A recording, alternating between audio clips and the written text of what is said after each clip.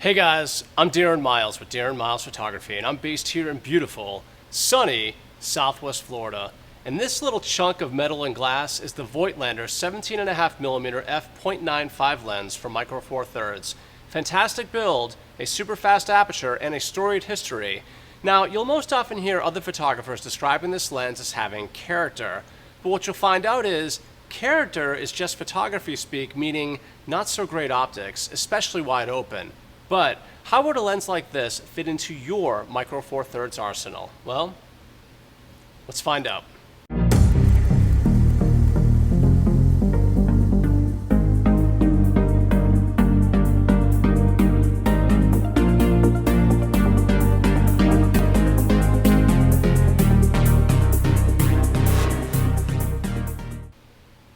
First up is the build, and the Voightlander is just heavenly.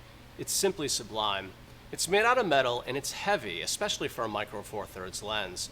Coming in at just over 19 ounces or 540 grams, the 17.5 is a bit of a heavyweight for a lens in this category. The construction is just top shelf and just reeks of quality. The focus ring is super smooth and precise with a very long throw and hard stops on both ends, infinity and of course the minimum focus distance. The 17.5 is a manual focus lens only, meaning that precise manual focus becomes that much more important, though I have to say with the bright viewfinders in today's Olympus and Panasonic cameras, achieving in-focus images has been a relatively easy task, even wide open at f.95. Because this is a completely manual lens, the 17.5 also has an aperture ring that clicks audibly at each stop. However, I did notice that it is kind of easy to knock the aperture ring from its intended position. On the inside, there are 13 elements arranged in 9 groups, and the aperture ranges from 0.95 to 16. Speaking of the aperture, there are 10 aperture blades, which gives us some pretty amazing bokeh. The front filter thread is a common 58mm. The lens hood and caps are also built to a very high standard. This lens comes with 2 caps, one that covers the hood, and the other just covers the front of the lens. Now, on the downside, unfortunately Voightlander makes no reference to weather sealing or dust and moisture resistance, which I gotta admit is kind of unfortunate, especially for a lens at this price point.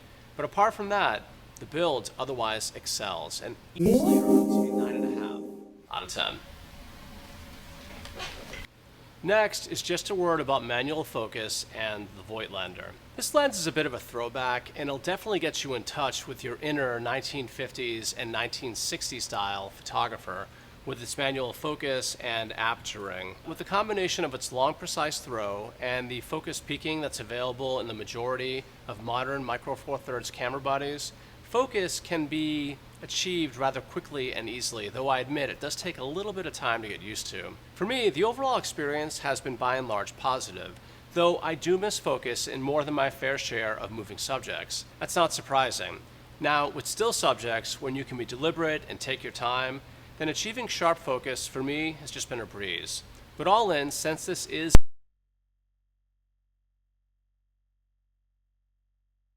next up is where the butter meets the bread, and that is, how are the optics? Well, you'll often hear or read comments online that sound something like this. At f.95 or wide open, the Voightlander has a lot of character. And that's true, but that's also a euphemism for it ain't that great wide open. Now to be fair, it is a bit soft and dreamy wide open, but I can see filmmakers having a ball with this lens because it's imperfect. If you're a photographer, sometimes I think it's better or more interesting to view something that isn't necessarily tack sharp. To me, it makes the images more artsy and creative. We've come to a place today where we seem to want, or worse, we expect, lenses to be optically perfect at all aperture settings, but sometimes imperfection is kind of cool too. And wide open, that's what you get with the Voightlander. Soft and dreamy images that I think are kind of cool to look at. It's like Zeiss and Lens Baby got together and had a kid, and out came the Voightlander. It's got Zeiss-like build and Lens Baby-like optics, wide open anyway. Now, optically speaking, things clean up nicely by f2 and are sharp more or less across the board at f2.8. Chromatic aberrations are noticeable, again wide open, especially towards the edges of the frame, but we can chalk that up to the whole character thing, and frankly, they're not that bad. Vignetting is particularly strong wide open, but that said, I still like the images coming from the Voightlander. However, from a sheer technical point of view, it's not going to win any awards wide open, but in terms of artsy, cool to look at images, then to me the 17.5 is a beauty to be held. However, as with all my reviews, don't take my word for it, see for yourself. The next 1 to 2 minutes will be a series of still images and video clips showcasing the artful nature of the Voightlander 17.5mm f.95.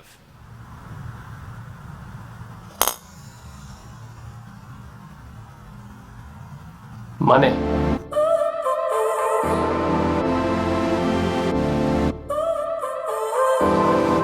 So now you're here again, knocking at my door.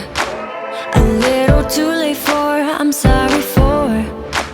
The lights went out cause you kept cutting the cord, and I started to fade into your gray. See, I finally opened up my eyes, and I saw me coming back to life. That I'd be better without you inside. It's time to be someone I wanna recognize. The future starts right now.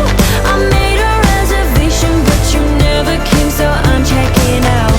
The fire you stole away, I know one day we'll come back around. The future is now. The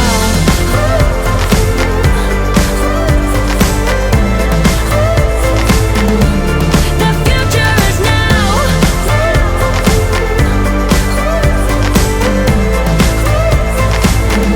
The future is now. I waited for you in the passenger seat. There's only so far I can ride in your dreams while you were chasing. Last up is value. And the Voightlander is an interesting proposition because on the one hand, you have awesome build quality, interesting optics, precise focus, and an f.95 aperture. On paper, it all looks so interesting until you use the lens in practice. It's then that you realize, optically wide open, it's far from perfect, and with such awesome build quality, why is it not weather sealed? The lack of autofocus will be an issue for a lot of people, especially for those who prefer to shoot wide open. The manual focus is precise, but the throw is really long, which means it can take a bit more time to achieve precise focus, and you may miss the moment before you get focus locked on.